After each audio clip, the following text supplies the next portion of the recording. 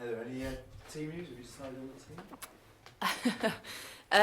team? Yeah, we're going to go with the same team, exactly the same. So it's a team that's been working for us the last few games, and it's a team that's in form and no niggles around, which is nice to see. You mentioned the Subject to the weather. Subject to the weather. Yeah. Subject to the weather. Good point, Mark. You mentioned the form. Do you feel you're gaining momentum as this tournament's gone on, and is that positive? Yeah, I think we've improved as the tournament's gone on, and obviously with that loss against India in the opening game, it's quite nice. It's gone sort of full circle, and we get a chance to play them again. And I think we have improved as the tournament's gone on. But I think the pleasing thing is the amount of people that stood up. There's from 1 to 11.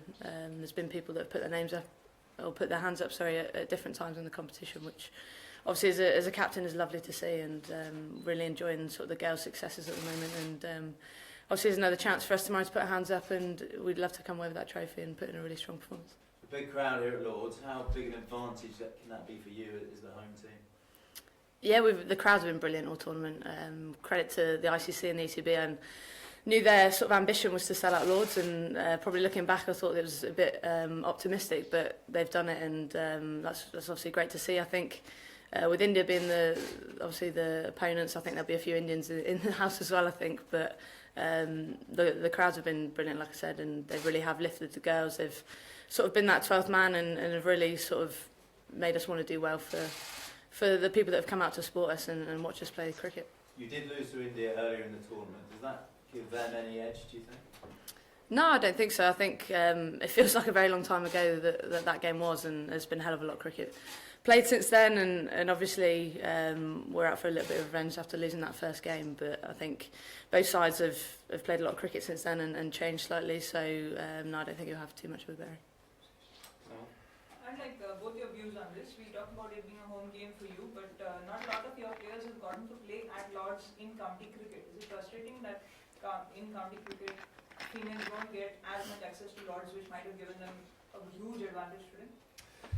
In a perfect world, we'd know the ground. I think the nature of women's cricket, we don't know any of the venues we play at very well, but obviously the uniqueness of Lords and its characteristics with the slope and everything, you're desperate to play here.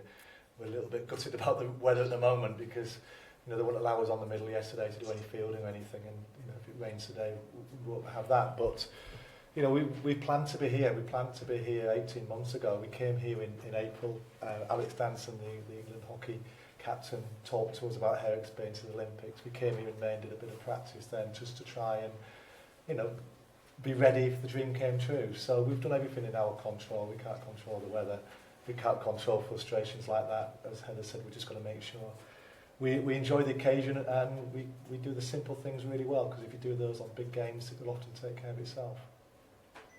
Yeah, well, actually, a lot of us have sort of grown up training here, I think.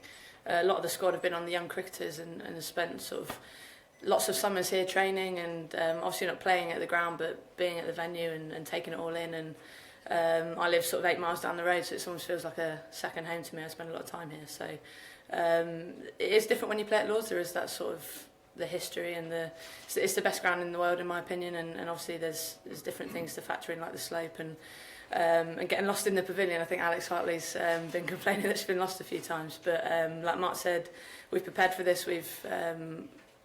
Everything we've done is about making this final, and coming here earlier in the year definitely helped us sort of be less overawed, I guess, by the venue. Whatever happens tomorrow, you'll probably give the ECD some feedback. Would more county games at Lords be one of those things to prepare maybe the next time an England team has to play a final at Lords? More England games would help, definitely, but it's the ground's only been open to women in the recent times, so everything happens sometimes slowly. But to be able to access and play at the best venues is obviously a big advantage. But we're really lucky. This is a pinnacle. It should be a privilege, and it's lovely when you come here for a final, because it should be special. It's a bit like Wembley, isn't it? From all those football fans, if you go there too much, it spoils and takes away some of the uniqueness and the mystique about it. So I think having it separate is quite nice, really. I totally agree. Keep that uniqueness about it. No.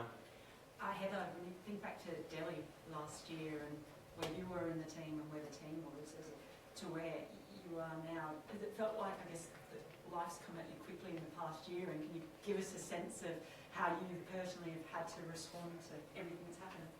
Yeah, it's been a bit of a manic 18 months, to be honest. Yeah, I've loved it. I've really enjoyed it. I felt like I've grown into the role. I think starting out obviously last summer with the changes that we made, and I think as a group of players we couldn't have sort of responded better in how we started last summer. And yeah, we've had a few tough tours away, and obviously leading into this World Cup, it's been really exciting for me. I think, like I say, it's something I've enjoyed, and hopefully the girls have responded to it. And I think the improvement the girls have made is testament to them and the work they've put in. And obviously the coaches have pushed us hard at times and challenged us, but I think that's really helped us develop. And yeah, it wasn't a nice day, that sort of semi-final loss back in Delhi, but I feel like it's helped us as a team. It's helped us be better equipped to deal with days like that, and hopefully that'll be the case tomorrow. And just what's the biggest, or a couple of the biggest changes that you think as a team, or what you do, or how you train in that intervening time? I think lots of things. I think we're a lot more honest as a squad in terms of how we approach games, how we sort of deal with international cricket, and also we're better at telling teammates when something's not quite right, and I think that's been quite key. We're a tight group, and that means we enjoy spending time with each other, but it also means we can sort of challenge each other and pull someone up if it's not quite going right, and it's something I think that's made us tougher. And I think in general we're a tougher team, and I think you've seen that through the competition. We haven't been perfect. We've never said with the finished article we're definitely not that. We're not a perfect team, but we are a team that functions really well and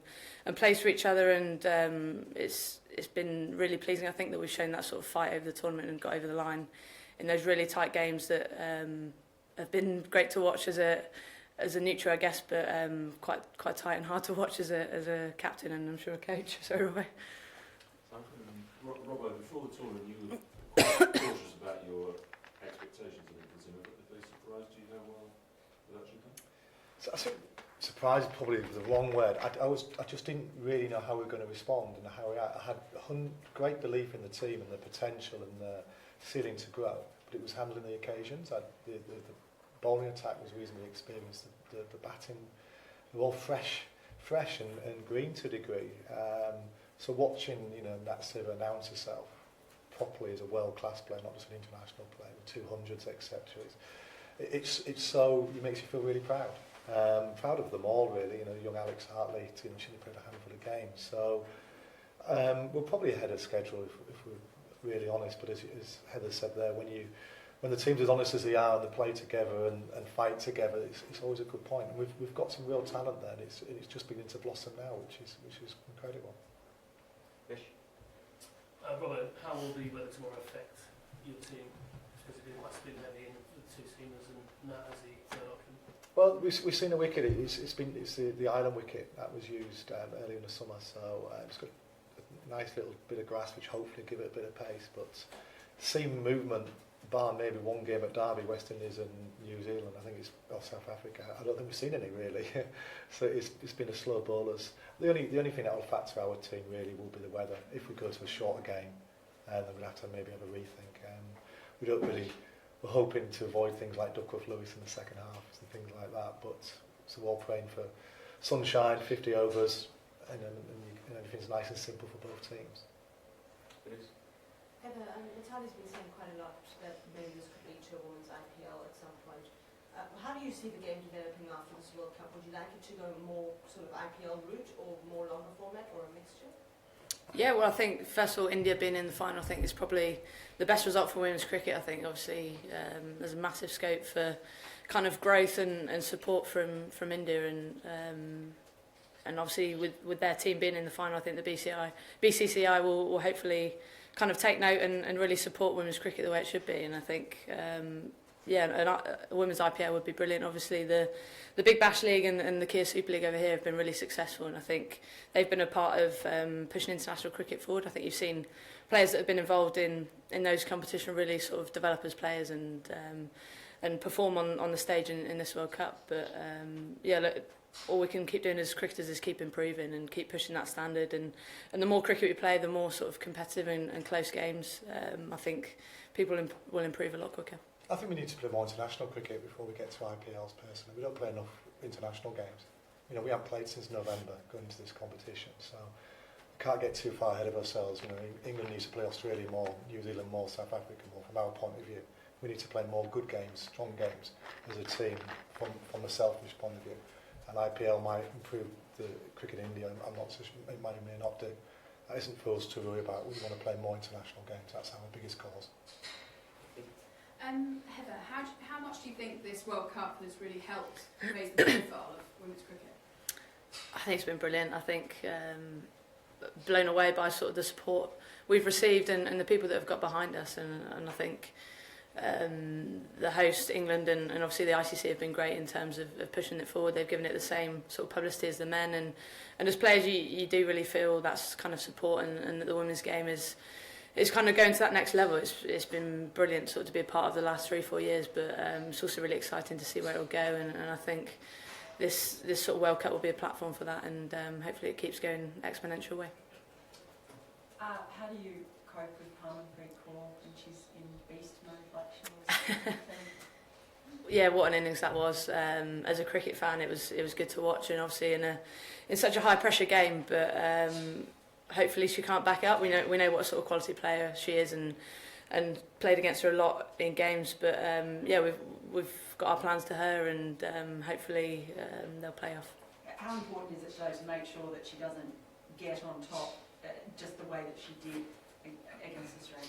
Yeah, well, any batter, it's important to get them out early. The best way to stop them scoring runs is to get them out early, obviously, and they've got a number of players that have done well over this tournament in their sort of top 5. So yes, it's important we take wickets and try and contain them in that way. And if they do get in, it's about our bowlers being smart. And I think you've seen in the tournament, I think the bowlers have got a lot smarter and bowled very well on some good pitches and on some slightly slower wickets. So I think our bowlers have got the skills to try and adapt to the wicket, and obviously what the batter's doing at the other end. Are the girls still watching Love Island? I'm not, but the girls, yeah, they're hooked. So that'll be their plan, probably at 9 PM tonight to watch Love Island. So yeah, I'm fortunate. I think, Robert, you're a fan as well, aren't you, actually? Well, it's important I make sure that I know what they're doing and what they're talking about and thinking. So it's important the coach stays in touch with his team. Right, one more again. Have you seen new potentially at home? Is nursing a shoulder injury and might miss tomorrow? Oh, yeah. Look, you want her to play really to a degree. You want the best players to participate in what should be, you know, an unbelievable occasion, don't you? So it'd be a shame for her if she has to miss out at this stage. Can't be good next finish on nothing. Thanks very much.